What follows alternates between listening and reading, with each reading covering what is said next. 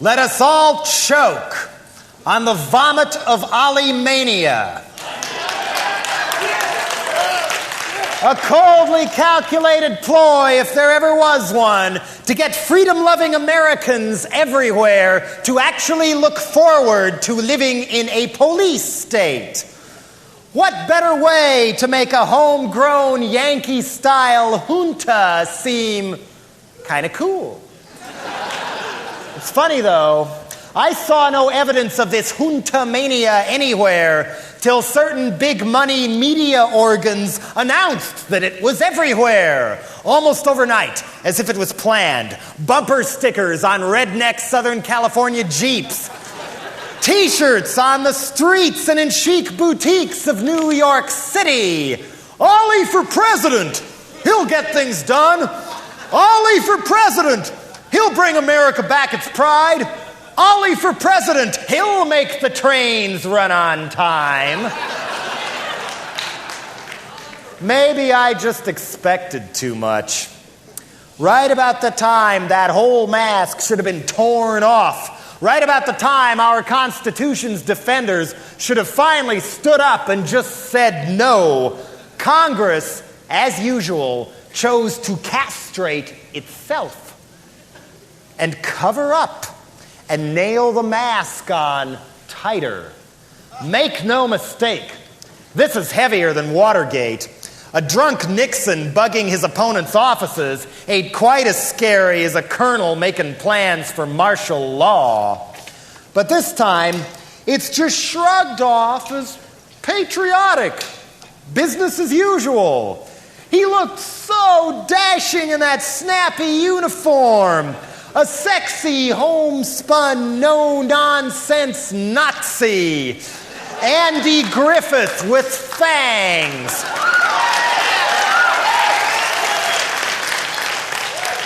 Groomed for maximum appeal to soap opera viewers during soap opera hours. Voila! Ollie takes the hill. Here we have a widely suspected drug runner, push-button mass murderer, just sitting there telling us right in our own living rooms on the screen the Constitution is obsolete. The price of freedom is dictatorship. Our laws just don't apply to thugs as cool as he is. And if someday his buddies come along with the stun guns and torture you to death, hey, you died an anti-communist. And people bought it. People bought it. Right here in this room, I mentioned Ollie for president earlier. People go, yay! What is this, Germany 1933? I'm scared, man. I'm scared. I thought we had at least until the year 2000 before a Latin-style police state had a real firm grip on our own country. But now, people really almost seem to be looking forward to it. I'm scared. I seriously wonder if people like me have only got about 5 more years. 5 more years to say what's on our mind. 5 more years to even dare to have a mind. 5 more years till the gun is up against our heads.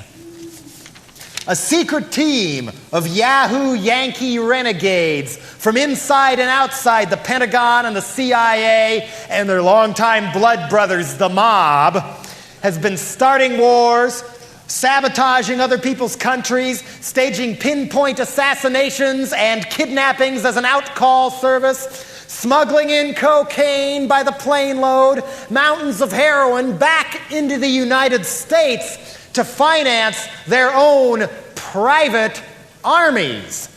And they've been doing it for the last 30 years. Private armies, accountable to no one. Has a bloodless coup already gone down? The same names keep turning up again and again.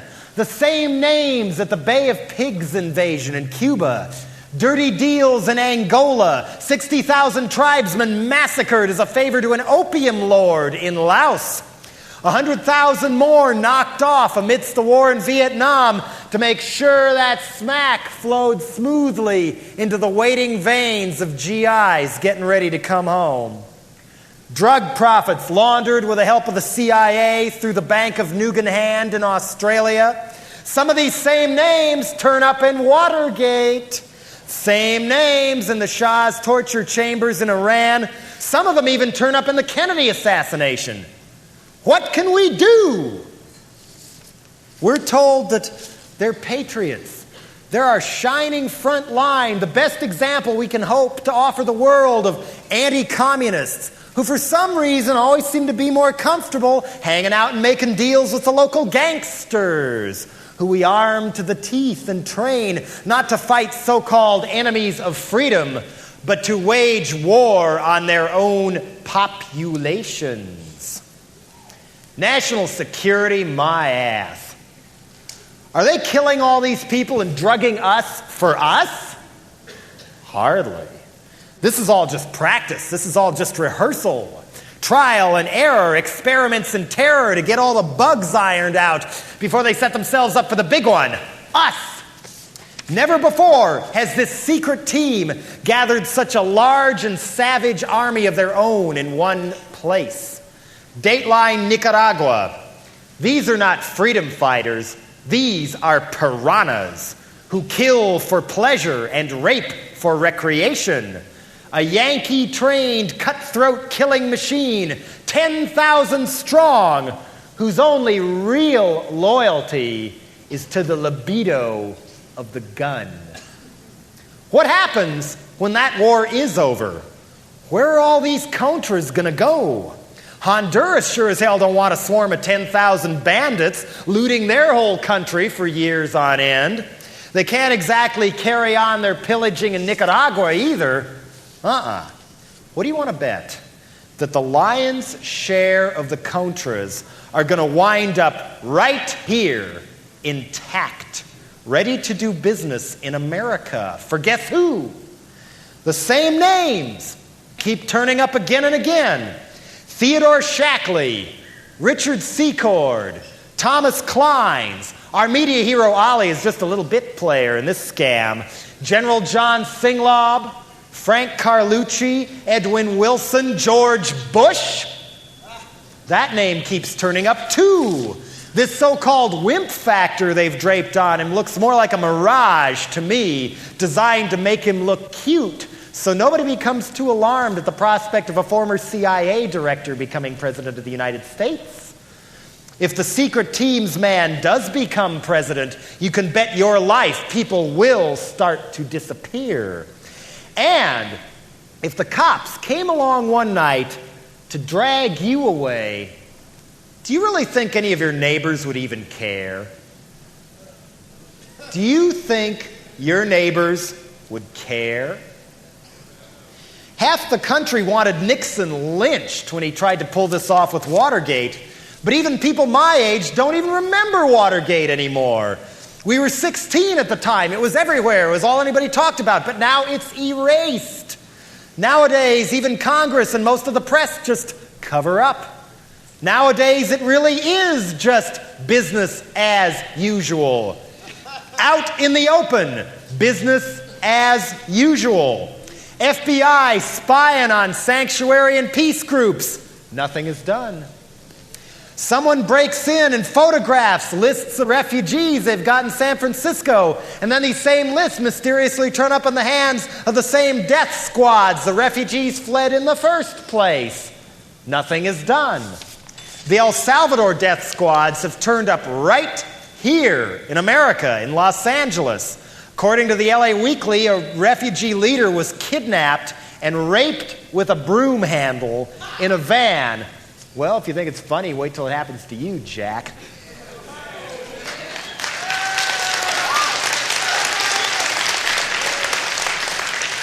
Kidnapped and raped with a broom handle in a van, just driving along the freeway.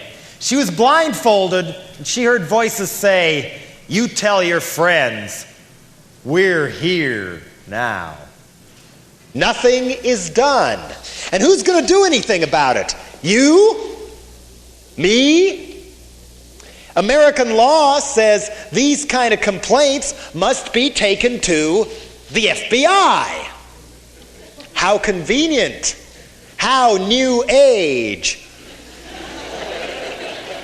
Love, American Death Squad style. A full-on yet unseen dictatorship where the guns with eyes follow you just like in Chile or Guatemala or Sun Myung Moon, South Korea. Love, American Death Squad style.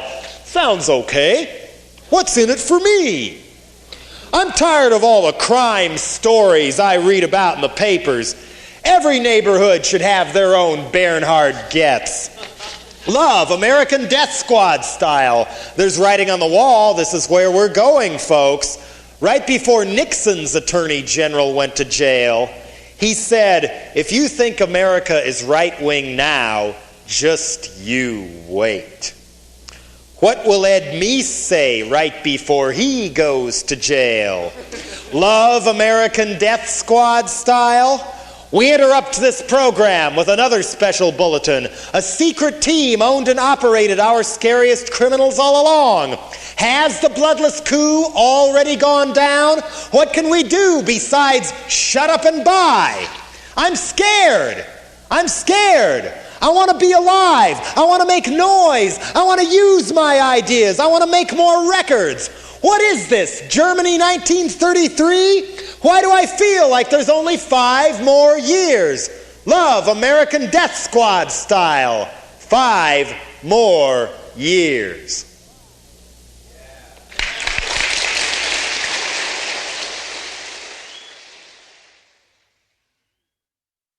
Is rock music rotting our kids' minds? Picture a 13-year-old boy sitting in the living room of his family home, doing his math assignment while wearing his Walkman headphones or watching MTV. A pubescent child whose body throbs with orgasmic rhythms, whose feelings are made articulate in hymns to the joys of onanism or the killing of parents, whose ambition is to win fame and wealth in imitating the drag queen who makes the music. In short, life is made into a nonstop, commercially prepackaged, masturbational fantasy. The family spiritual void has left the field open to rock music. When they turn on the TV, they will see President Reagan warmly grasping the daintily proffered gloved hand of Michael Jackson and praising him enthusiastically. The result is nothing less than parents' loss of control over their children's moral education. This has been achieved by an alliance between the strange young males who have the gift of divining the mob's emergent wishes and the record company executives, the new robber barons who mine gold out of rock. The rock business has all the moral dignity of drug trafficking. But it was so totally new and unexpected that nobody thought to control it, and now it is too late. Rock music provides premature ecstasy. I suspect that the rock addiction, particularly in the absence of strong counter-attractions, has an effect similar to that of drugs. We need not fear the fanatic extremes from rock music, but it does have a barbaric appeal to sexual desire. Not love, not eros, but sexual desire, undeveloped and untutored. These students will assiduously study economics or the professions, and the Michael Jackson costume will slip off to reveal a Brooks Brothers suit beneath. They will want to get ahead and live comfortably, but as long as they have the Walkman on, they cannot hear what the great tradition has to say. And after its prolonged use, when they take it off, they find they are deaf. Who do you think wrote that? Not Tipper Gore. Not Jim Maker. Not Frank Zappa. Where have you been? This came out of the Washington Post. Its author is a guy by the name of Alan Bloom. And what I believe this is an excerpt from a book of his called, ironically, The Closing of the American Mind. I can think of one mind that was so closed he didn't bother to peer into it before ranting and raving on paper because he was too busy welding it shut all those years. A lot of other people have been closing their American minds too. This book was on the bestseller lists for the better part of a year. I think it hit the top 10 for a while. It probably sold tens, if not hundreds of thousands of copies. And a lot of the people who bought this book and ate up every word of it and took it real seriously, if you asked them, they'd probably describe themselves as liberals. And yet they fell for this. Other people fell for it too.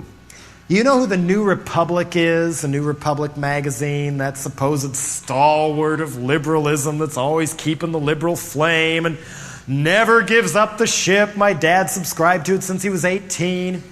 Well, the New Republic called Alan Bloom's book the Book of the Year. A couple weeks after that, they ran a ringing editorial endorsement of Tipper Gore and her witch hunt group, the PMRC. Anybody here not know who the PMRC is? Parents Music Resource Center, the group formed by a bunch of wealthy Washington wives, senators' wives, Reagan cabinet wives, party throwers for a living or whatever. They were the ones who staged those Senate committee hearings on how rock music causes everything that goes wrong with your kids and all that. Of course, Tipper Gore's husband, Albert Gore, was then endorsed 2 weeks later by the New Republic for president. And he wasn't the only PMRC husband who ran in the last election. Mrs. Jack Kemp is PMRC. No surprise there, I suppose. And Mrs. Paul Simon was PMRC. Michael Dukakis came out in favor of censoring records in a Village Voice interview where he said, he thought ratings needed to be put on records because some of them were pornographic. Needless to say, he couldn't offer a single example. The one who came out the hardest against rock music in the same Village Voice article was none other than Jesse Jackson, who called rock music a form of child abuse. The evidence he cited was the one concert he'd ever been to where he took his daughter to see a band he referred to as the Funkadelics. And supposedly one of the Funkadelics urged the audience to light up joints. And so naturally, in the mind of Jesse Jackson, this meant all rock music was child abuse. I mean, for all the good things he said, people forget that there was more than one reactionary preacher running for president the last time around. And before that, Jesse Jackson had been attacking rock music earlier in the mid-1970s. According to Danny Fields, the guy who used to manage the Doors and the Ramones and others, Jackson fired off these tirades in letters to Billboard magazine claiming that rock music caused premarital sex, teenage pregnancy, what else? Drug abuse, gang violence, decline in people's grades, no doubt. All the usual things that rock music is supposed to cause. We've heard this before, haven't we? Remember the McCarthy era? You all know what the McCarthy era was? Senator Joe McCarthy back in the 50s and his sidekick Richard Nixon stirring up this Red Scare where people got paranoid all over the country of communists everywhere. Communists in their universities, communists in the film industry. A lot of people lost their jobs. Thousands of people lost their jobs because somebody else fingered them for being a communist. Even Charlie Chaplin was run out of this country for 15 years or more because somebody fingered him as being a communist. Ronald Reagan used to inform on a lot of people for being suspected communists at that time. Slowly but surely, the McCarthy era and the Red Scare began to peter out by the mid-1950s as Senator Joe was drinking himself to death and Nixon and Checkers were safely in the vice president's mansion or whatever. But by then, a new threat had burst upon the American mainstream. What does the American family fear more, even than drugs or terrorists? Sex, birth control. Teenagers! Their own teenagers. Especially when they were under the supposed spell of rock and roll music. Before that, it was easy.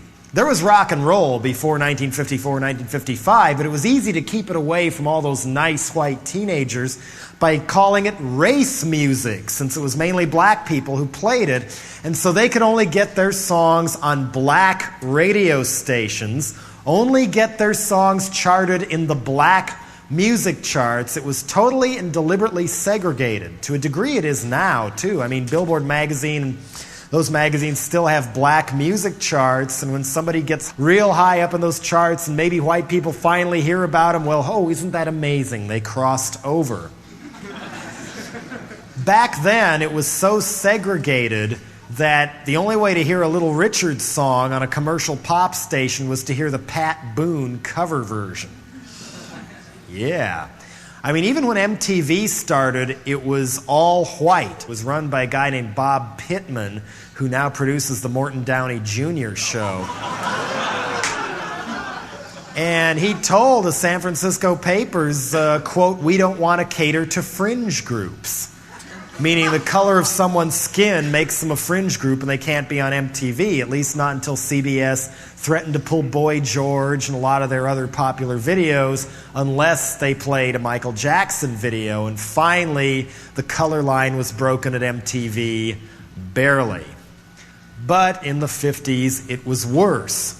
But sooner or later, well, eventually, it began to affect the white teenagers anyway. Sure enough, Elvis Presley, Gene Vincent, Eddie Cochran, Ronnie Hawkins, they were playing that jungle Negro music.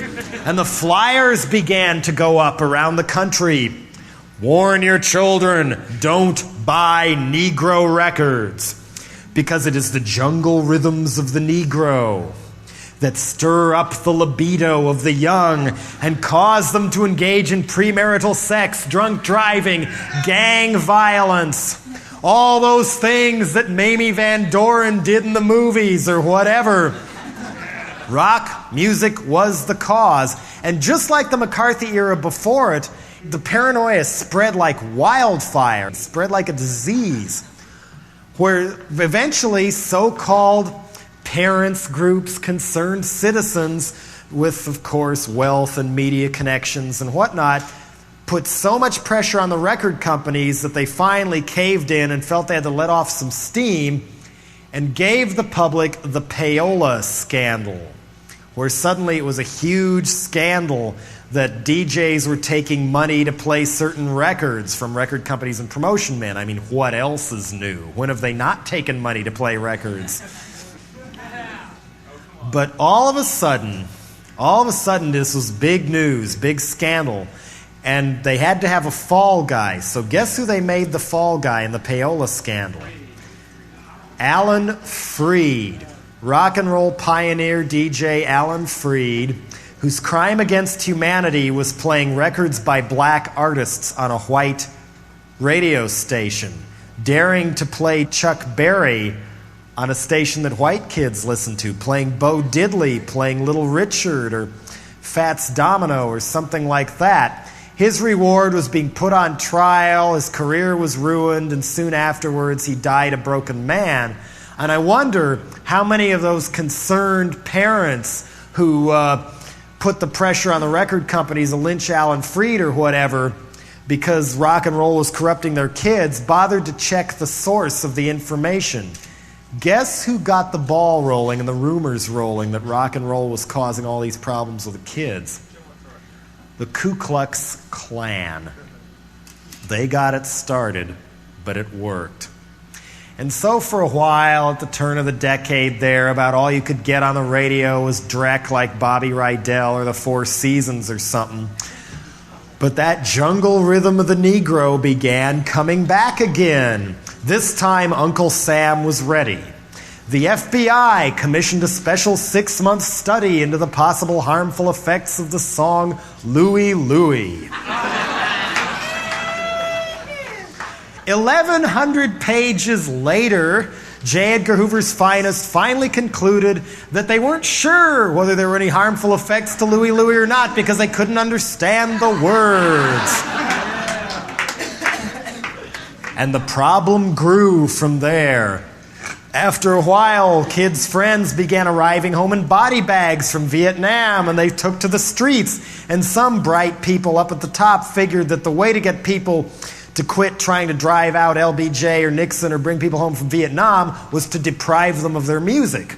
And so certain Bob Dylan songs were banned by certain radio stations. The Pusher by Steppenwolf was banned almost nationwide on the radio for being too pro-drug.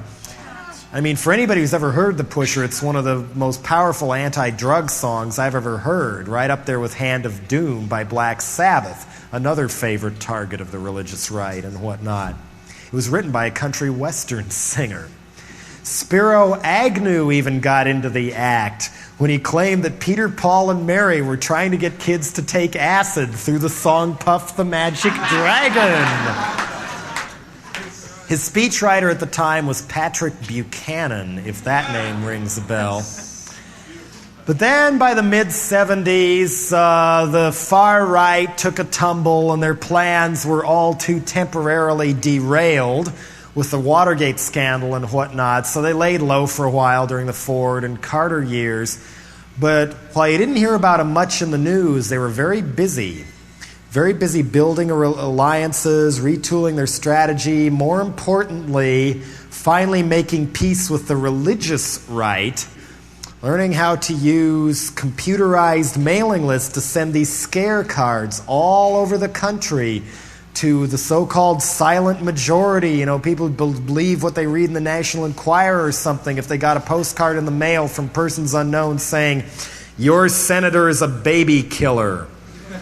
Billboards went up in targeted states, courtesy of the National Conservative Political Action Committee. And lo and behold, the 1980 elections were a sweep. Pounce!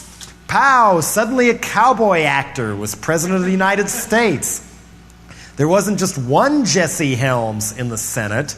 There were 10 or 15. One of the senators who got in on one of those New Right smear campaigns was none other than a young guy named Dan Quayle, who incidentally, if you're worried about fundamentalist Christians in government, get ready for this one.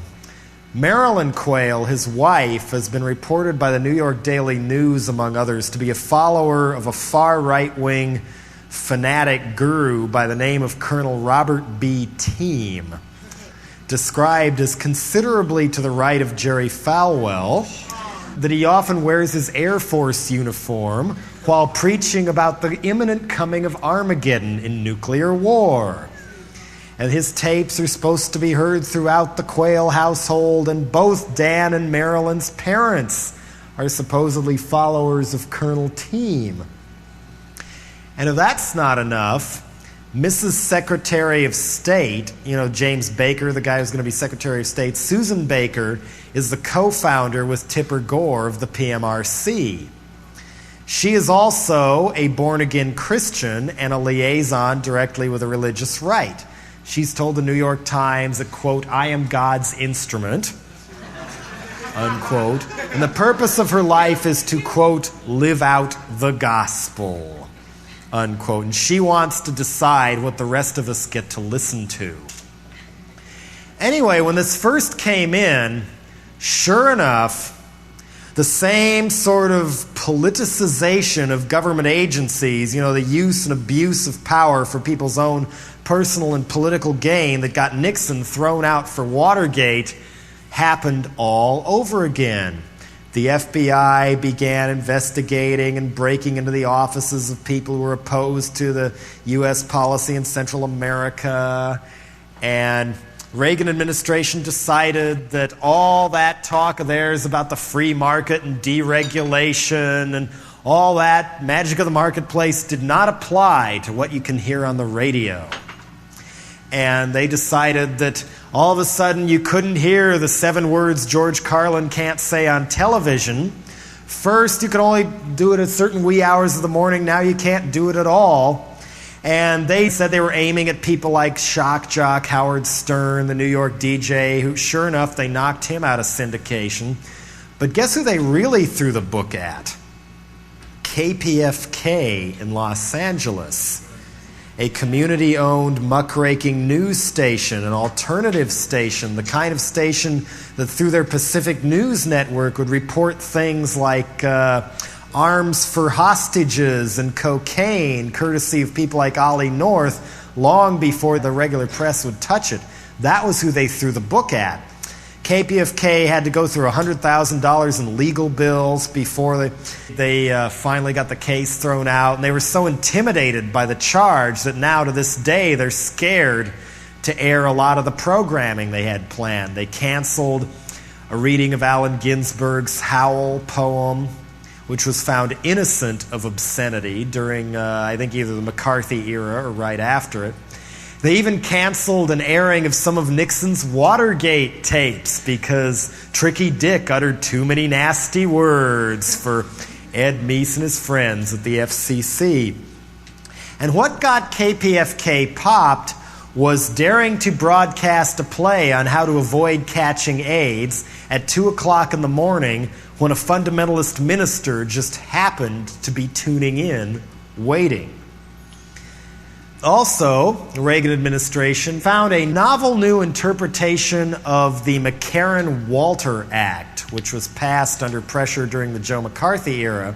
This one was meant to politicize the customs procedures, the Immigration and Naturalization Service, where they decided that now no foreign band or musician can come play here unless they can prove artistic merit and commercial viability to Ed Meese's friends. This is why you've hardly seen any foreign hardcore shows here anymore. Didn't just stop with the underground bands either. They locked out a lot of heavy metal bands like Venom, and they even decided people like the Pet Shop Boys were too harsh for American ears. They repeatedly denied visas to New Model Army and Big Audio Dynamite, and they even have extended it further to journalists and foreign dignitaries who have anything nasty to say about the Reagan administration. They won't let Hortensia Allende into this country anymore. She's the widow of Salvador Allende, the democratically elected president of Chile who was assassinated under orders of Nixon and Kissinger, partly so the ITT could get their copper mines back and they wouldn't be nationalized. Well, she can't come tell us this information because they won't let her in. They won't let in Nobel Prize-winning author Gabriel Garcia Marquez because he says nasty things about U.S. policy in Central America. So what they're trying to do with radio, with this McCarran-Walter Act and a lot of other ways, is start by saying that they're protecting the public from wicked rock bands or girly magazines or whatever, but if you follow the chain of dominoes that falls down, what they're really trying to do is shut off our access to information itself. And if they can't do it by law, they know there's other ways to do it. One of the favorite targets of the religious right, of course, is the school system. A while back, California got in the new biology textbooks. For I think they were junior high biology textbooks. They start looking in them. What do we pay all this money for? Where's Charles Darwin?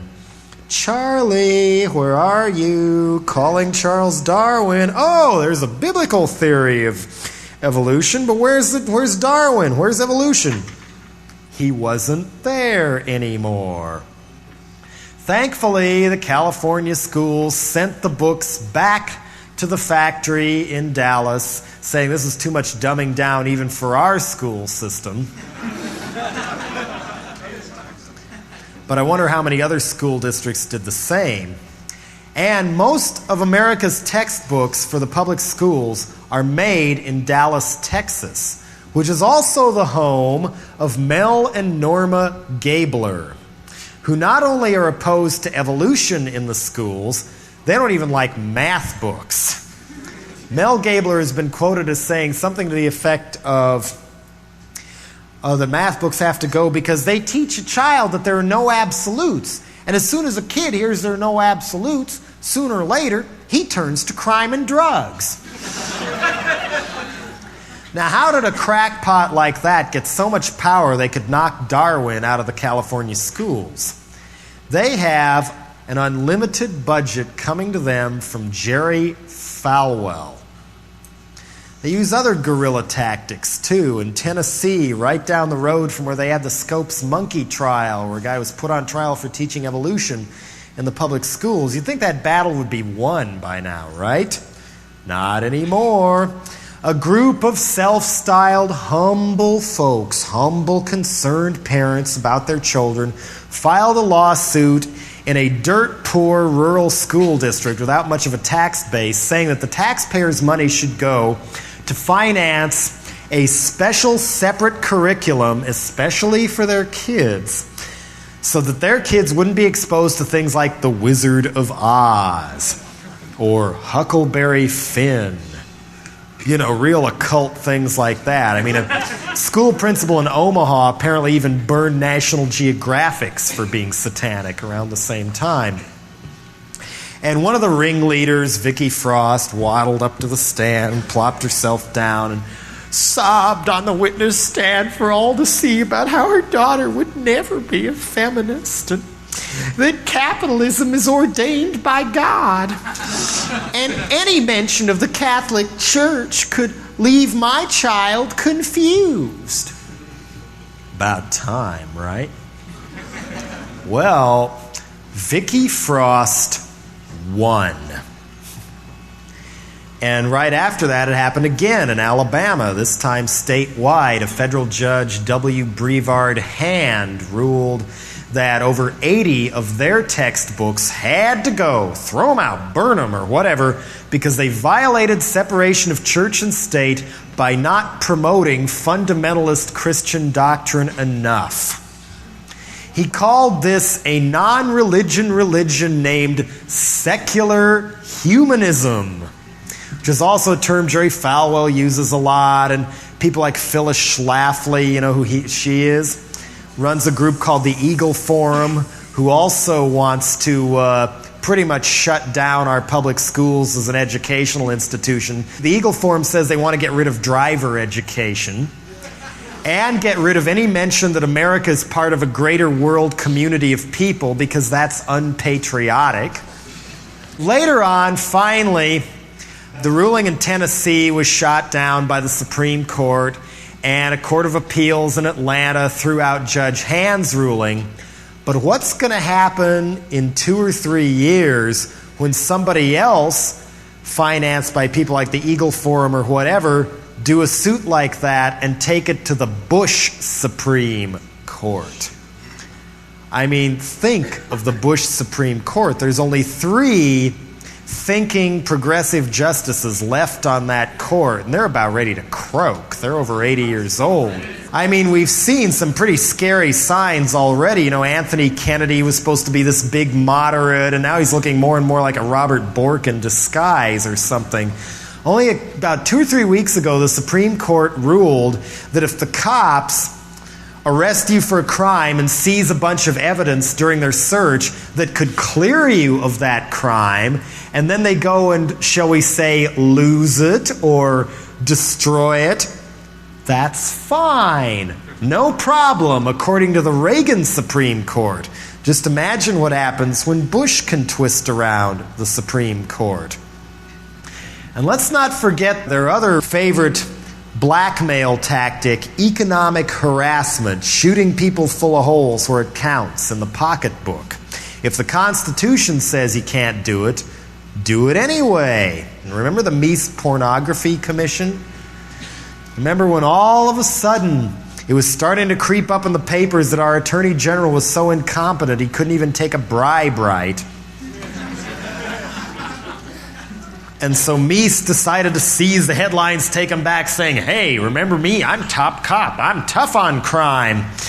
All drugs and the ozone being eaten away, toxic waste, corrupt people in the administration. Oh, no problem. The real problem is pornography. And I'm going to have a commission study the problem." So he, of course, stacks the commission with a majority of people that came directly from the religious right, including a guy named Henry Hudson, whose most memorable quote was, "I live to put people in jail."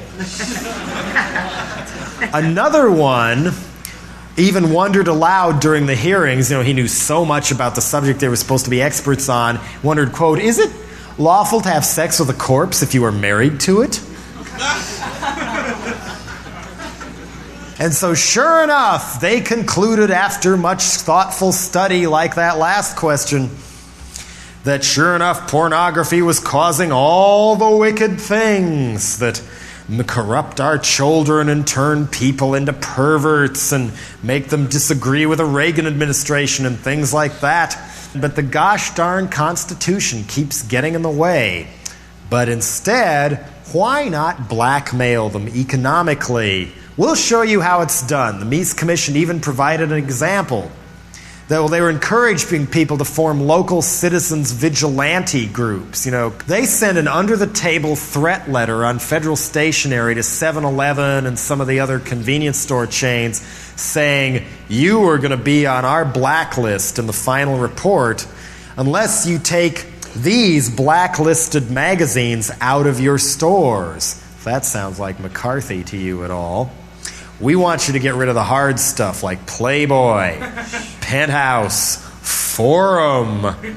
7-Eleven was frightened. They did it. No questions asked, especially not of their customers.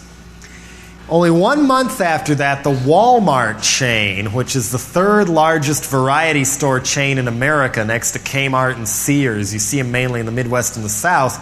Anyway, Walmart purged their shelves of all these other magazines that a blackmailer had deemed pornographic, like Rolling Stone, Cream, Spin, even Tiger Beat. Walmart is owned by the richest man in America, Sam Walton of Little Rock, Arkansas. Who would have so much power they could tell the richest man in America what to do? Not Meese. Guess who threatened Walmart? Jimmy Swaggart. Scandal or not, this is how much power these people are getting. The lawsuit against the books in Tennessee was not just some humble townfolk. It was coordinated out of Washington, D.C. by a group called Concerned Women for America, running by Beverly LaHaye. Watch out for Beverly LaHaye and her husband, Reverend Tim LaHaye, who's another real powerful fundamentalist Christian type guy who's a pal of Sun Myung Moon. And guess who financed the lawsuit in Alabama? Pat Robertson, who also has said that the Constitution doesn't apply to non-Christians. PMRC also got into the act, first using the same tactic, the blackmail tactic, as the Meese Porno Commission. It's all outlined in Tipper Gore's book that she has out now. So the story goes, Tipper was inspired to help start the PMRC after one of her daughters brought home a Prince album that mentioned the word masturbation. And she heard it and thought, oh no, we can't have that in this house. No masturbation in this mansion. No. What did her husband think he was doing by telling us with a straight face he should be president of the United States? After that, Tipper got together with some of her other wealthy friends. I mean, a lot of these people are ex-debutantes, fossilized ex-debutantes who are used to having their way. And they drafted a letter and they sent it off to the major record companies, CBS, Warner Brothers, RCA, MCA, etc. We want our way. We demand that you purge your rosters of these bands on our blacklist, these song lyrics on our blacklist, these albums on our blacklist. Does that sound like Joe McCarthy to anybody yet? They were demanding that rating system be put on records, PG, RX, and V for violent, O for occult. And they also had another request that's real McCarthy-esque, if you ask me. They wanted the record companies to, quote, reassess the contracts, unquote, of people who do things on stage that the PMRC doesn't happen to like. For once, those record companies did something sensible. They threw the letter in the garbage. But lo and behold, Tipper and her friends brought the power of the bedroom and whatever down upon them only 2 months later when live televised hearings were held in Washington, maximum exposure, the networks carried it and everything, on why rock music was corrupting your children. It was the Senate Labor and Commerce Committee holding the hearings, not the Arts and Entertainment Committee, Labor and Commerce Committee. Why? Well, maybe it was because 5 of the wives' husbands were on that committee, including Senator Albert Gore Jr. And what a coincidence. First up as an expert witness was Gore's wife, Tipper Gore, and Susan Baker and a couple more of their ringleaders, Pam Hauer and Sally Nevius. They read off this list of demands they were making, reassessment of contracts, the rating system, and whatnot. And then they introduced their expert on rock music, a former musician, they said. Didn't say what kind of music, former musician. Guy came up by the name of Jeff Ling, who said, yes, rock music causes all the things that Jesse Jackson and the Ku Klux Klan say it does. And that AC/DC were devil worshippers because they painted little horns on themselves on one of their records, and Ozzy Osbourne got people to kill themselves. It was the music's fault. It was all the music's fault. What Jeff Ling neglected to tell the committee or the press was his credentials, his qualifications for being a rock music expert. He was actually Reverend Jeff Ling, a fundamentalist preacher from Manassas, Virginia. And yet the PMRC denies all connection with the religious right, in spite of Susan Baker's remarks, in spite of the O for occult rating, in spite of Tipper Gore's book praising Jeff Ling page after page for being such a great expert on rock music. Weirder still was that the record companies agreed to play footsie with the PMRC after these hearings. They agreed to censor their records with a warning sticker, not the rating system, but a so-called compromise where they'd put this little black hand or scarlet letter on the record saying, explicit lyrics, parental advisory. Now, some would say that's not just censorship. Tipper Gore says it's just advising parents which records are unsuitable for their poor, sheltered children. We don't want those records to warp our kids' minds. That's our job. Think about this. Records start piling up in the return bins at CBS or Warner Brothers or something. They start saying, hey, this is costing us money. You're just not going to be able to make records like that anymore. Sorry. Anyway, the record companies wouldn't let anybody come testify against these all these accusations made by Reverend Ling, and other people were saying Walkman headphones turn your brain to jelly or something like that. But finally, a few musicians went against the wishes of their record company and testified against Tipper and her friends anyway.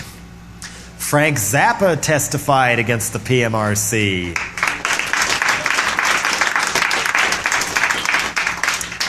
Dee Snider of Twisted Sister testified against the PMRC. John Denver testified against the PMRC. Even Donny Osmond came out against the PMRC on Nightline. So some of these journalists who've been hoodwinked by Tipper and Jeff Ling in this carefully orchestrated sham began asking themselves and even asking some of the people involved, hey, wait a minute, Mrs. Gore, if even John Denver is implying you have your head up your ass, don't you have your head up your ass? And guess what Tipper Gore's response was? This is someone who calls herself a liberal and a feminist repeatedly, modern yuppie liberal feminist. She said, oh, he's not the old John Denver. Have you seen his new video? He has his shirt off. Ooh, Tipper, ooh. Well, you remember what they were saying about reassessment of contracts? By the record companies reassessing the contracts? Well, guess whose contract was reassessed after he testified against the PMRC at the Senate hearings? John Denver was dropped by RCA Records. John Denver, of all people, who'd sold tens, if not hundreds of millions of records for RCA, and all of a sudden he's out in the cold. Even my grandmother likes John Denver. Never thought I'd see the day when I sympathize with John Denver. But what's really scary about this is John Denver's last album that he was allowed to make had songs on it attacking the arms race. And RCA is now owned by General Electric, one of the world's largest arms manufacturers, who specialize in nuclear arms and nuclear power. And this means General Electric also owns and has control of an RCA subsidiary, NBC News. Watch NBC News with this in mind. See how they cover nuclear accidents, defense industry corruption, whether or not we really need $1 billion bomber that crashes when it hits a bird or something like that. They did run a documentary recently on NBC about how great the French nuclear power industry was and how safe and successful it was. Guess who helped build it? CBS News, same thing. CBS was gobbled up by Lowe's Incorporated, which also owns one of America's largest tobacco companies. So my guess is you're not going to see any documentaries on the hazards of smoking or chew anytime soon on CBS. And Lawrence Tisch, the head of Lowe's, installed himself as chairman of the board at CBS, and one of his first acts was to lay off almost 4 dozen members of the staff at news headquarters in New York. Why? Well, the news department isn't making enough money. The news department must make a profit. It must pull its own weight. The news must make a profit. News for profit. Journalism for profit. How do you make money telling it like it is? You don't tell it like it is.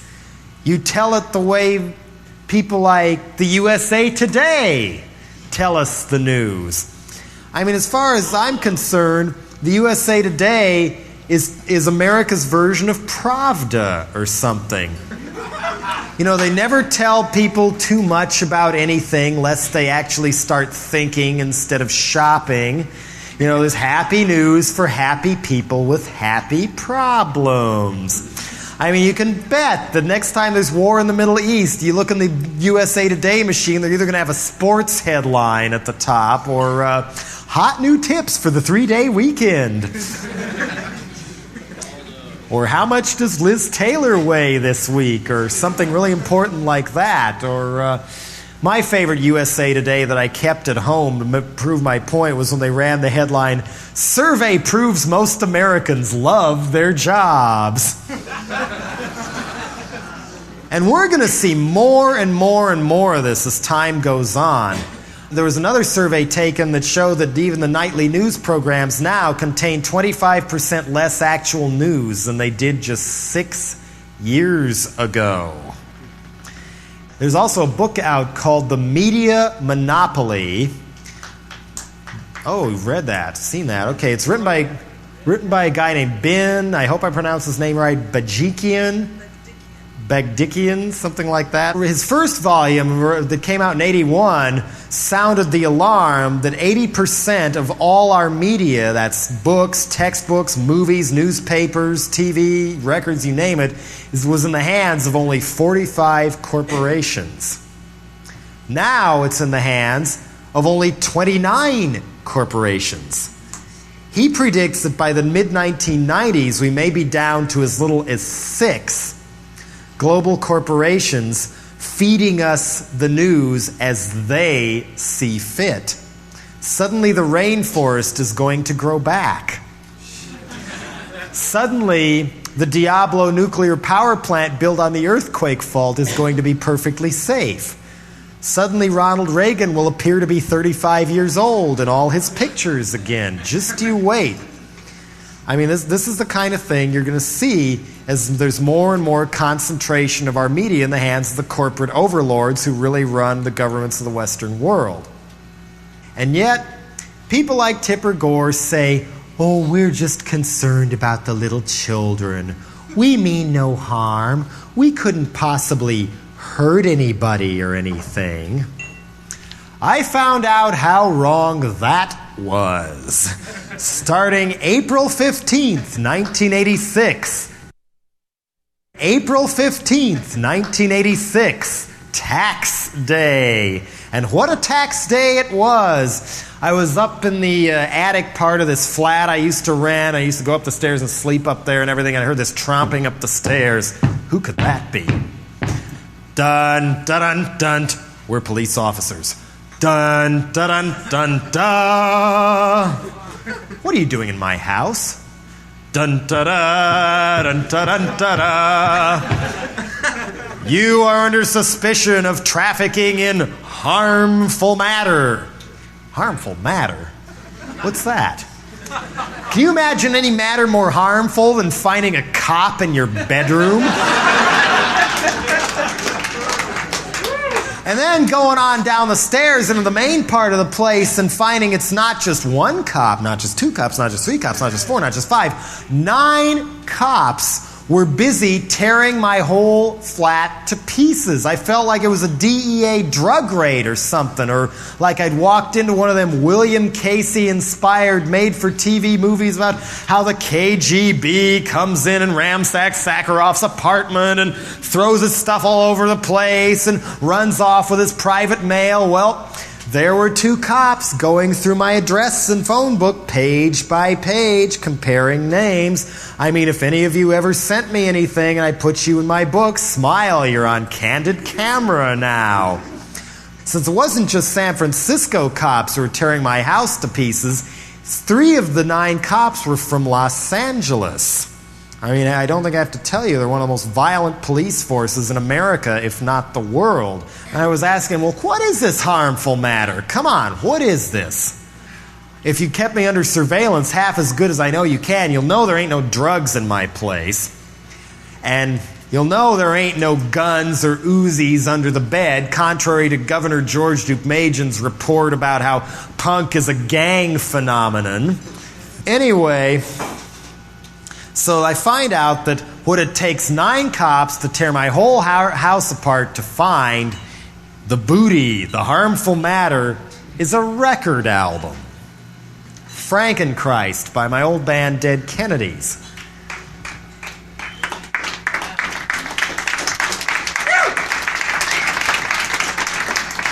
And inside that record album was a painting by Swiss surrealist master H.R. Giger. Anybody here not know who Giger is? The guy who won the Oscar for designing the set to Alien and designed the monsters. And he's better known in Europe than he is here. He's primarily a gallery artist, but he's designed album covers for Emerson, Lake and Palmer, the Brain Salad Surgery cover, Cuckoo by Deborah Harry. He's done one for Magma, done one for Celtic Frost. I mean, he's a recognized master, but they really wanted his ass. I mean, one of the LA guys was going, "Where's the guy who did this painting? Where is he? Where is he?" He's in Switzerland. I mean, I was scared for my life. I go into the kitchen wondering what's going on, and there's the other LA Vice guy pawing through these promotional copies of the records, some of the records he'd released on alternative Tentacles. Finds one by the Butthole Surfers. Are you involved with them, too? This was interesting. This was scary. I mean, a 45-year-old LA Vice Squad narc who knew who the Butthole Surfers were. I mean, I don't think it would be because he had hip kids or something. I'm sure Back in Control could take care of that. Or could it be some of these cops have been stalking our whole underground scene for a long, long time? So I'm whisked back into the other part of the house where they're going through my mail and going through the address book, and really scared by this time. I mean, I hear the drawers opening and shutting upstairs, not knowing whether they're putting drugs in my clothes or planting a gun there so they say they shot me or self-defense or something like that. I'm plopped down in a chair with nothing but a bathrobe on. Two LA cops are circling around me like sharks. There's one really big, mean one, the meanest one, this Robert Mitchum lookalike, this Robert Mitchum wannabe. He'll get about a year. Somebody shut this guy up so I don't have to listen to him. While the other one is playing good cop, saying, do you like being in a band? Do you make a lot of money? You know, trying to coax information out of me, like who owns the car outside, who owns the building, things like that. Then in comes one of the San Francisco Vice narcs. He's got his Elliot Ness trench coat on and his pinstripes, the whole deal. Kind of an alarmed look on his face, though. He comes in. What are all those pictures of missing milk carton kids doing on your kitchen wall? Do you know where they are?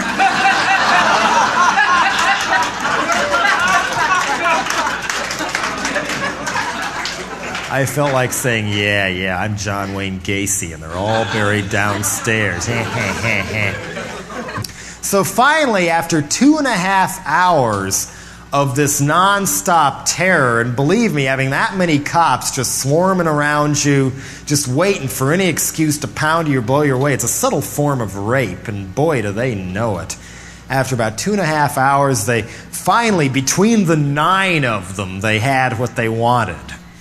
3 copies of the Frankenchrist album, 3 extra Giger posters, my private mail, and business ledgers, which they took and then didn't send back later, not even Xeroxes as required by law. And by that time, they'd also raided the alternative Tentacles and Mordam Records, a little warehouse office space we had, and a couple of the cops were holding up DOA t-shirts showing themselves off, and one of them found the 4x6 chrome slide of the Giger painting we'd gotten from his agent in Switzerland. All right, we got it. This is the smoking gun. We've got it. We've got him now. Forgot to take it with him.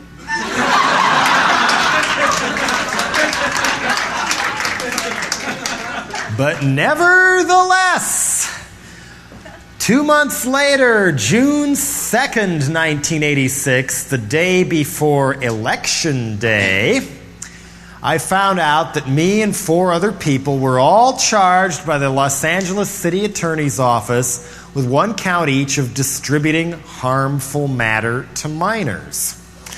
I was charged. Ruth Schwartz from Maximum Rock and Roll and Mordam Records was charged. A guy who used to work at Alternative Tentacles and had quit by that time, but he was charged anyway. They charged a guy from Green World Distribution who wholesales to stores. They even charged a 67-year-old man whose crime against humanity was owning the record pressing plant that stamped out the vinyl and collated the discs. They even charged him. We were looking at a maximum year in jail, $2,000 fine because of what we said with a record album. This is America? We knew we had to fight. We knew we had to fight when Tipper Gore could barely contain her glee the next day on how, this is exactly what we wanted. I'm not a censor, as she said so many times, but these people should be thrown in the can because they violated truth in packaging laws by not putting a Tipper sticker on their record and putting a sticker making fun of Tipper stickers as a warning sticker instead. the prosecuting attorney, deputy city attorney from LA, went on TV that night saying, "We feel this is a cost-effective way of sending a message that we are going to prosecute." Cost-effective. Sending a message. What kind of message was he sending there? Cost-effective. He deliberately picked an independent who would have to pay out of their own pocket to defend themselves and probably get squashed like a roach to make an example out of, instead of a high-budget PMRC target like, one of the top of their hit list like Prince or Ozzy or something like that. They picked us. Plus sending a message to stores all over the country saying, hey, if you want to avoid trouble with the cops, blackball dead Kennedys, McCarthy style. Don't let anybody have any access to their records. That was the message being sent. We knew we had to fight. We didn't have the resources to do it. So we founded the No More Censorship Defense Fund to help raise the money for the necessary legal costs. Little did we know when we decided to defend ourselves and that we were feeling that we were innocent of any crime, that would wind up taking 1.5 years out of our lives, wind up costing over $80,000 just to fight a $2,000 fine and 1 year in jail. So finally, in August 1987, we finally went to trial in Los Angeles, almost 1.5 years after the initial police raid. Finally, the grand finale.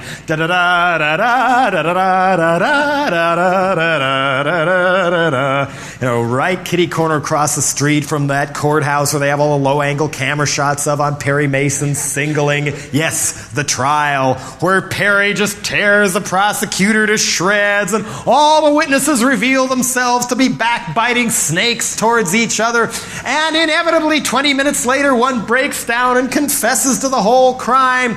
Real trials don't work like that. Real trials take forever. The first 1.5 weeks alone was spent arguing over instructions to the jury. We had to sit in court watching people argue over a record album for 3 whole weeks. 3 weeks in Los Angeles is cruel and unusual enough punishment for anybody, if you ask me. So now let's meet the cast of characters. For the prosecution, New Right warrior Michael Guarino, who had said at one point that the First Amendment was a loophole. He's an open admirer of Ed Meese. One reporter told me he told her that this was different from the prosecution of William Burroughs over Naked Lunch because Burroughs was a respected author crying out against a repressive society. But now that society is no longer repressive, the Frankenchrist album is obscene. Another writer told me towards the end of the trial, this was the real shock, that Guarino's favorite recording artist was Patti Smith. And that if she had put the same Giger painting in with one of her records, it would not be obscene because Patti Smith was a gifted poet, but dead Kennedys had no talent. He wasn't some farty old Jesse Helms type of guy either. This is the scariest part about these people, is they're so young. They're going to be with us as long as we live. They'll have the power to put us away in nursing homes later. Guarino was like late 30s, early 40s, I would say, with blow-dried beetle hair and polyester suits and kind of these ghost shades like you might find on the walls of the Phoenix airport or something. Salmon pink ties, loafers. Weirdest thing about him was his sideburns. The way they kept changing color. First hearing, one judge, they're brown with a few flecks of gray. Next hearing, another judge, suddenly they've turned white. Next hearing, another judge for the trial, brown with flecks of gray again. Very interesting. My lawyer's name was Phil Schneerson. He was a noted criminal attorney in the San Francisco Bay Area who'd made a fairly lucrative living over the years doing criminal law, but felt that he could do this one for expenses, and as he put it, give something back to the profession, and he was real sick of people picking on the First Amendment and wanted to do something about it since he was in that position. I mean, later on, if you decide when you get real career conscious you want to make a lot of money and have the garage and the 2.3 children, at least try to remember this, that you can make a comfortable living and devote some time to the public interest as well. So that was what Phil was doing. And each of the 5 defendants had to have their own separate criminal lawyer, because under American legal etiquette, you can't have one lawyer defending 2 people who each say the other did it. Wouldn't work that way. Plus, we had a 6th lawyer from the American Civil Liberties Union who was playing watchdog, watching for constitutional issues to be raised on an appeal later if we got convicted. The ACLU doesn't get the kind of money that people like Jimmy Swaggart or the PMRC get. They're a publicly funded organization that needs your help, who specialize in constitutional law. Lawyers are like doctors now. You've got your constitutional law, entertainment law, probate law, business law, criminal law, sports law, all different kinds. They don't really keep track of how the other ones work, so we had to have all these specialists, and that's why we needed 6 lawyers. So for the first week and a half, all 6 of them went at each other, arguing over instructions to the jury. You'd think that would be real simple. It was only about a 3-sentence law on the books, Section 313.1 of the California State Penal Code, distributing harmful matter to minors. Matter is determined to be harmful if it is deemed obscene as to minors by the average adult Californian using contemporary community standards. In other words, be average and contemporary or be busted. And plus, the prosecutor had to prove that it appealed to the prurient interest. One of my favorite words, the prurient interest. You know, that means if you look at something and you want to beat off to it, that appeals to your prurient interest, and that's illegal. That's verboten. I mean, for any of you who've actually seen that Giger painting, did that make you want to beat off? I mean, I can't imagine anybody being sexually aroused by that painting unless they were like a cop or an LA city attorney or something like that.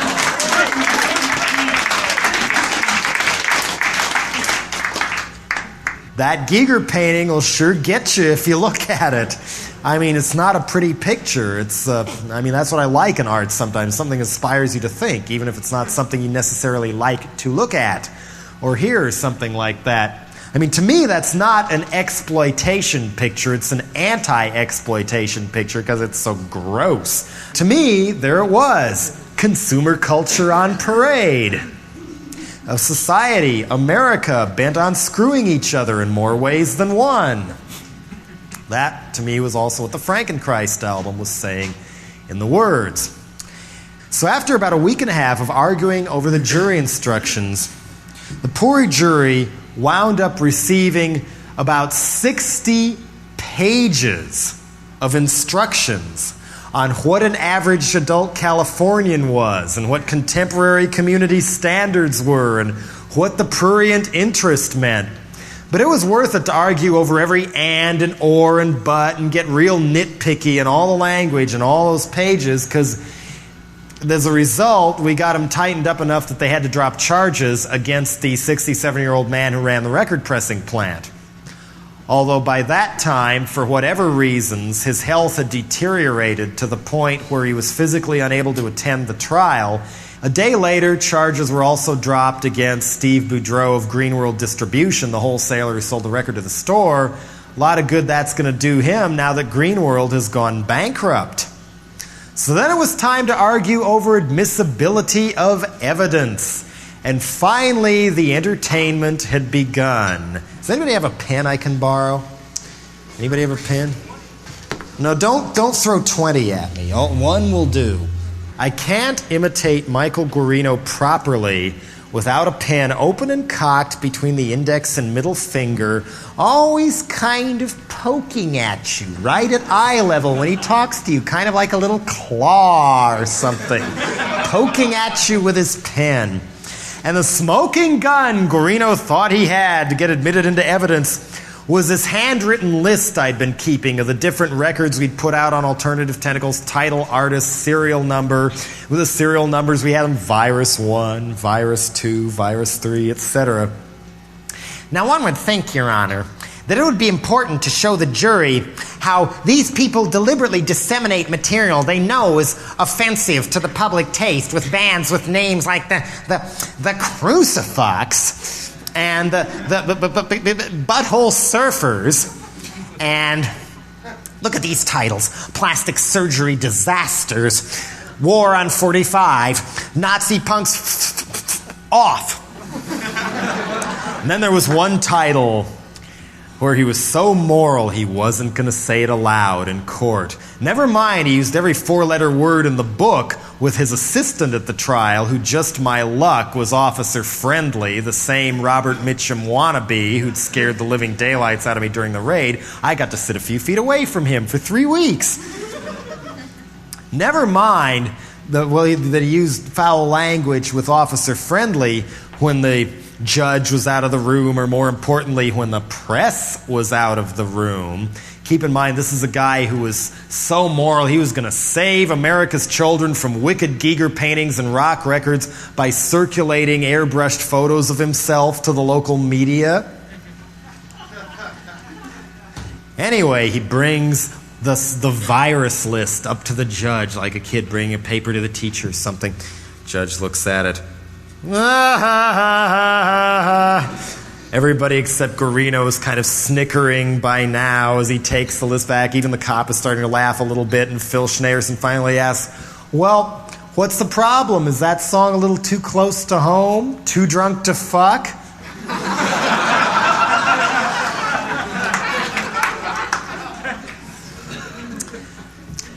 Well, finally, we got enough evidence thrown out. The charges were dropped against Ruth Schwartz of Maximum Rock and Roll and Mordam Records, the sub-distributor who sold the record to Greenworld.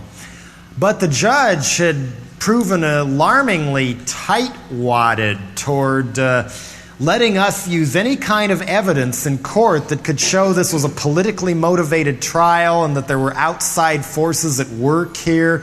We couldn't use any of the statements Tipper Gore had made about us, or any of the TV preachers had said about us being devil worshippers, or we couldn't use the fact that the LA City Attorney's press release that came out the day before Election Day described the Giger poster and its objections almost word for word the same way Susan Baker of the PMRC had described it to Variety magazine a couple months earlier. And we couldn't even use the pattern of LAPD harassment against dead Kennedys when we tried to play live in the Los Angeles area. I mean, was anybody at the Wilmington show? I mean, a show in Wilmington, which theoretically would be outside the Los Angeles police's jurisdiction, there they were anyway, with helicopters, tear gas, beating the living daylights out of a lot of the people who went to the show, who had to run out all one exit where they had to run a gauntlet of cops all swinging nightsticks at their heads. We thought our drummer's shoulder was broken after the gig, but it was just a carefully planted socket bruise. Cops in riot gear were seen running up and down the streets, smashing in windshields to cars and the windows to small businesses. They claim they all rushed down after getting a phoned-in complaint, yet Ray, our old guitar player, knew a woman who worked in a local hospital there who had told him that an LAPD official had been there at 4:30 in the afternoon saying, "You better have some extra people in your emergency ward tonight, there's going to be some casualties." We couldn't bring any of this into court. Then, finally, they bring in a prospective jury. If anybody's been called to jury duty, you know how excruciatingly boring this can be, where they'll bring in like a group of 25 people, or in our case, 50 prospective jurors, draw 12 names out of a lottery, put them in the jury box, 2 more in the alternate jurors' chairs to In case one juror gets sick, they have one of the alternates step in, and they start asking him all kinds of questions. Are you married? How many kids do you have? Where do you live? Have your kids had any run-ins with the police? Or what do you think about this? What do you think about that? Goes on forever, asking him more and more questions, trying to figure out whether they're going to show any bias for or against the prosecution or defense. And you know how they say they want you tried by a random selection of your peers? Well, we got a pretty widespread selection of our peers. The first two people actually knew a bit about music, a bit about punk rock even. Well, they both heard of Dead Kennedys. One of them, I think, had seen Black Flag and even mentioned the Germs. On the other hand, a couple chairs down, there was an older woman. Phil Schneerson was questioning her, well, do you ever listen to any music? Well, I play the organ, but not in church.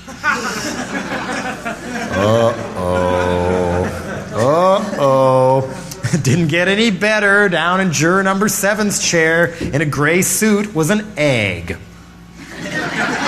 With another egg on top for a head and a disproportionately little mouth with this mustache wrapped around it for an overall effect like a parrotfish. And sort of cocked his head to one side and, I have an art background. I know a bit about art. I ran a playhouse in Detroit, directed plays, I've acted. Things are looking up now that I've moved to Los Angeles. I've been in a 7-Eleven commercial.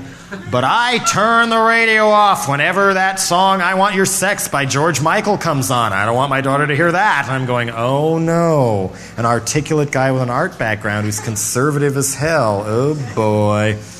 Then it was our turn to question the jurors, and I was going, okay, go after that one. Go after the church lady. Go after that 75-year-old man who still works for Lockheed. He must be crazy. Go after them. Go after them. So instead, what do? They go after the punk rock people. Grilling them with all these questions, and all these things start getting let out of the bag that I wasn't sure I wanted the rest of the prospective jurors to hear. Like, juror number 2, what does punk mean to you? Anarchy? Gee, thanks. Phil was unfazed. What does anarchy mean to you? Well, it means concerned young people who want to do something about our apathetic society. Okay, now I understand. Now I know where they're grilling the punk rock people. The judge never would have let us get that out of a witness on a witness stand. It wasn't as admissible as evidence. But you could sure as hell ask a prospective juror things like, have you ever heard of the PMRC? What do you think of the Meese Commission report? Has your church ever held any discussions or seminars on censorship? We even had one gift from above plopped into the second alternate juror's chair. He didn't even make it past the judge's questions, but boy was he helpful. Judge asked him, well, is there any reason you can't serve as an impartial member of this jury? Yeah, all cops are liars.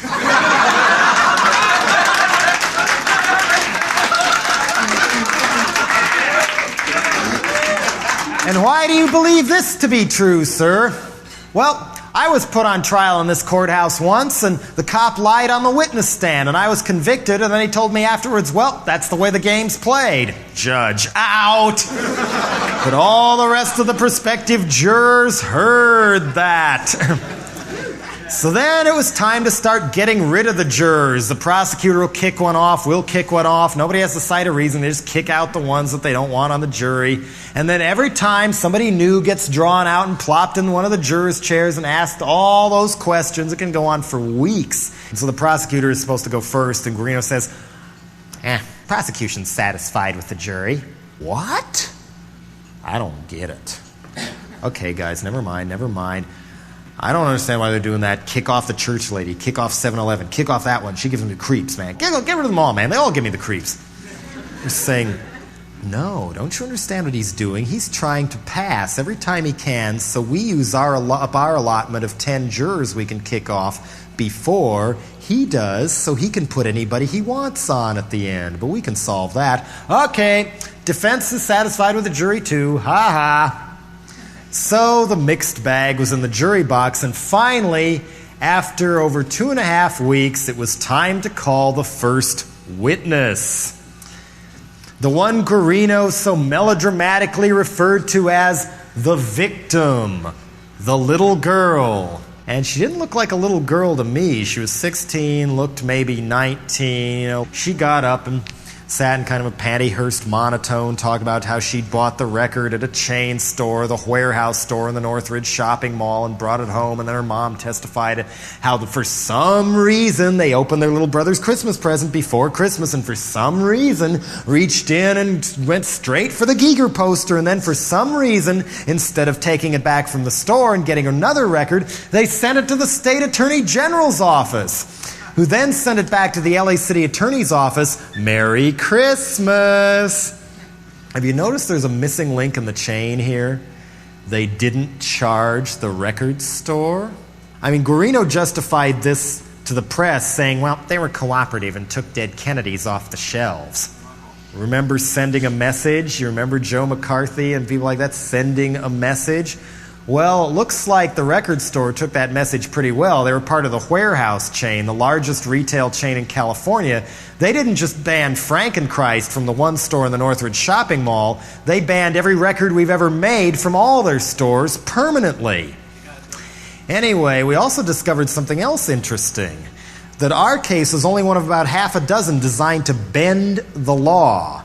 You know, kind of like Robert Bork style, bend the law so that anybody, anywhere in the distribution chain, could be prosecuted for obscenity to the full extent of the law. Up until now, the Supreme Court has only upheld hands-on distributors. You know, the people at the cash register who sell Hustler to a 17-year-old, or somebody in a southern town who shows a blue movie or something like that. They can get convicted, but the way they want to set it up now, anybody who gets within sniffing distance can get convicted. There's even one case still pending, I believe, against a movie called Backside to the Future that the LA District Attorney, Ira Reiner, is prosecuting, where they've charged all the actors, all the actresses, the director, the producer, a modeling agent, and even a guy who only loaned out his house for one day of the whole shooting schedule to be used as a set. They're all charged under a felony obscenity statute, which means if any of them are convicted, it's a mandatory 3-year sentence in the California State Pen. And if any of them get convicted, how easy is it going to be to assemble a crew to make a movie that might be controversial years later? If somebody runs out and gets coffee for the director, might get busted and put away for 3 years. How can I go into a recording studio and make another music album if they're all afraid to work with me because they might get busted? This is what the Democrats in the LA City Attorney and District Attorney's offices have in mind for the rest of us. And just my luck, next up on the witness stand was guess who? Dun-da-da, dun-da-dun-da-da. Yep, Officer Friendly, the Robert Mitchum wannabe, my favorite policeman. How many police officers were present during the raid on Biafra's home and the alternative Tentacles warehouse space? Just me and my partner. Yeah. And if you ask me, that seemed to me about the closest thing to an accurate statement he made all afternoon. He tried to paint this picture whereby I'd welcomed them into the house even though they busted the window by the front door and let themselves in. And how I was saying, oh, ha, ha, ha, oh yeah, it must be that Giger poster you're here for. Oh, I knew how obscene that was. It's so wicked and corrupts little kids. Big joke, right? Ha, ha, ha, ha, ha. Yeah, right. I mean, that broke my heart. That didn't just make me mad, that broke my heart. I mean, as you might guess, I have kind of a cynical view of the way our world is run. But to see an officer of the law, an officer of the public trust, sit there and lie on a witness stand for 2.5 hours, that broke my heart. Next day, it was time to present our defense. Now, how do you defend something like that? That album, that picture. I mean, we could have called up the Dead Kennedys fans saying, oh yeah, they're really cool, man. They're radical. Man, they saved my life. I was going to go shoot myself in the head after listening to Ozzy Osbourne, but they showed me the way, man. Let them off. They're cool. Let them off. I don't think that would have worked. Not for the 7-Eleven guy. Not for the church lady. I don't think it would have worked either to bring me up on the witness stand to sit there going, I am not a crook. Frankly, I'm innocent. That wouldn't have worked either. So, we went the expert witness route, starting with Joan Weinstein, an art historian from the University of Pittsburgh who was on loan to UCLA. She told the jury a little bit about surrealist art and Picasso, Dali, Giger, why they painted the way they did, the origins, why their paintings could be interpreted different ways by different people, example being the Giger painting in question. And to prove her point, this was kind of funny in a way, watching a college professor sitting there intellectualizing on the connections between the Giger painting and pointing to a big blow-up of the Frankenchrist lyric sheet that was sitting by the jury box, pointing with a pointer to MTV Get Off the Air, Soup is Good Food, while the jurors were sitting there with their own Frankenchrist lyric sheets, studiously following the bouncing ball.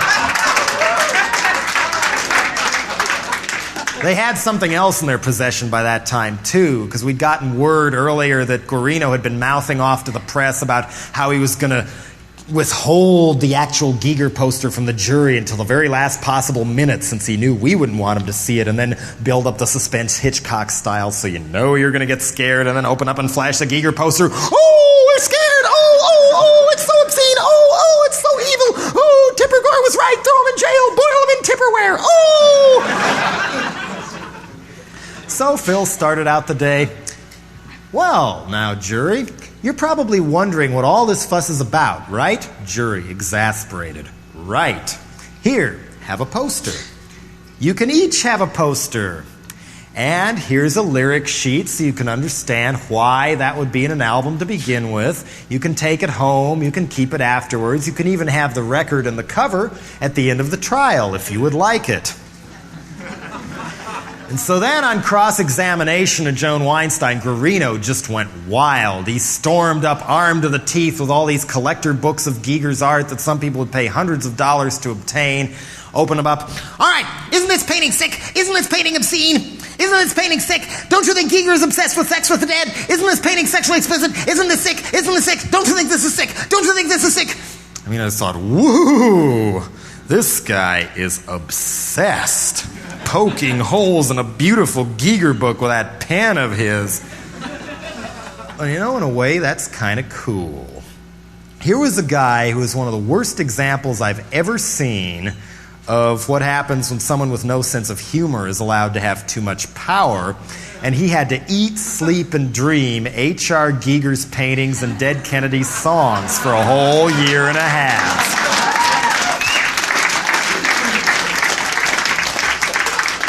Next witness didn't fare much better. Next up was Greil Marcus, the rock writer and historian. Guarino tried to throw him off, saying a rock writer couldn't talk about art. Tried to throw Joan Weinstein off because an art expert couldn't possibly talk about music, but the judge ruled against him, so he was huffing and puffing, getting madder and madder, starting to turn red at this point. He brings the Giger poster up to Greil Marcus. He'd been playing this game with Greil where he was saying things like, all right, if you say blah, blah, blah, blah, blah, doesn't that mean blah, blah, blah, blah, blah? No, I didn't even say that. I said blah, blah, blah, blah, blah, blah, blah. Greil Marcus was cool as a cucumber. He'd been in that hot seat before. So finally, Guarino shoves the Giger poster in his face. All right, don't you think this poster is 100% sexually explicit? No. All right, then. You go over this poster inch by inch, and you tell me what percentage is sexually explicit and what percentage is not sexually explicit. We'd had enough. We were all ready to go, objection, Your Honor. We'd been holding our tongue about the objections because we didn't want the jury to think we were trying to hide something or that we were too whiny, or we wanted them to see as much of the Guarino we knew as possible, but that one we couldn't let go.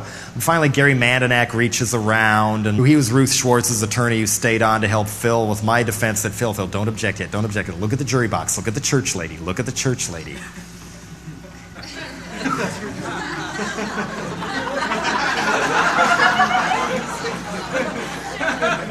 Up and down, inch by inch, examining the Giger poster. I had to not laugh.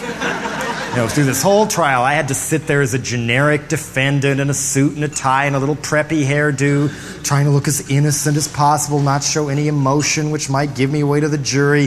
They were perpendicular to me, so I couldn't really watch them very much without leering at them and coming off like Theodore Bundy or something, which Didn't want that to happen. I didn't want them to see the sweat start forming in my suit jacket itself when they first got their Giger posters. They opened them up and I'm going, oh no, here goes. And they were looking at it, oh, this is pretty surreal. This is pretty oh, we have it upside down. Next witness was Dennis Erickson, the publisher of BAM magazine. Guarino tore his head off too, brings up the Giger poster again. All right, if this is not 10 erect penises going into 10 rotting vaginal cavities, then what is it? I don't know. To me, it just looks like a bunch of big balls of mud. And on that note, testimony ended for the day. Next day, we were supposed to have more expert witnesses, but we figured the jury had tired of expert witnesses by now, plus we had a little surprise. Guarino was ready to rip apart more expert witnesses and hopefully get a chance at me. He had a bigger fanzine collection with interviews of me in it than probably I've ever seen anywhere. So Phil stands up, defense rests. What? Jello's not going to testify? What? He had 10 minutes to prepare his closing argument. So instead, a temper tantrum was in order again. This time he stormed around the room.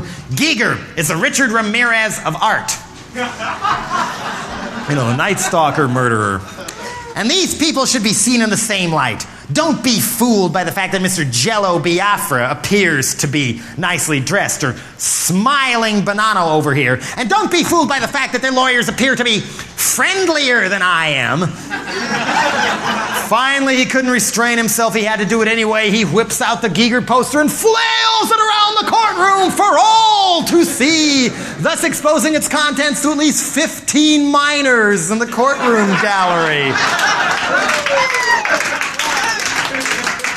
Jury went off to deliberate for the rest of that day after we gave them a quick reminder about what the U.S. Constitution was intended for in the first place, and then next day they came back to deliberate some more.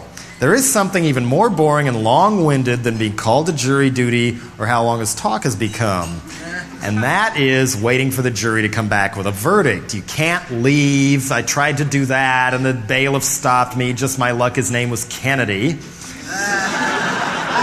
There's nothing going on in court. The judge may be in her chambers or something, so we just had to wait and wait and wait. But I wanted a long wait in a way. Phil had told me that after about 2.5 hours, if a jury comes back that quick, it's usually curtains for the defense. But after 4 hours or so, maybe somebody in there is fighting for some principles. 4 hours, 6 hours, 8 hours later, no jury. Finally, a note comes back from the jury room. What is it? The jury would like a record player.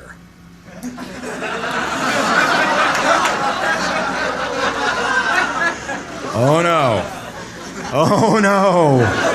What have I done? I knew this was going to hang me in the end. Why did I crank the guitars that loud in the mix? Why didn't I listen to all those jive asses in the satin baseball jackets from the big record companies who said, oh sure, we'll sign you up, Dead Kennedys. We'll give you all the artistic control you want if you'll just change your name. Why didn't I listen to reason? Sure enough, 1.5 hours later, out they came, and they didn't look too happy. You could almost see the smoke coming out of their ears. And the judge asked them, well, have you made any progress? It's been over a day now. They could only agree on about one thing, that they were hopelessly deadlocked 7-5 in favor of acquittal. But that doesn't get you off the hook in an American criminal trial. The jury has to agree unanimously, guilty or not guilty. But if they get deadlocked like that, it's called a hung jury, where a judge declares a mistrial, and the prosecutor can refile and drag you through the whole thing all over again. Guarino, of course, filed a motion for a new trial. He could hardly wait. But thankfully, Judge Susan Isaacoff said, well, we've seen enough experimenting with the law in this courtroom for this trial. Charges dropped, case dismissed.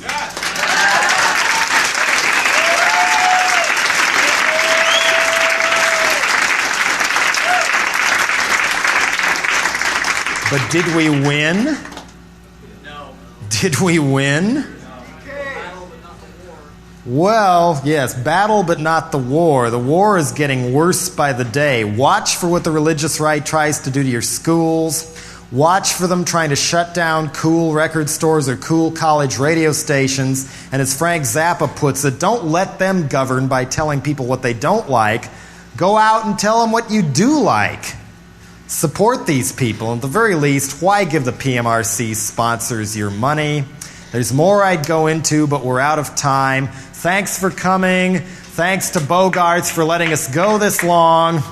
Pleasant dreams.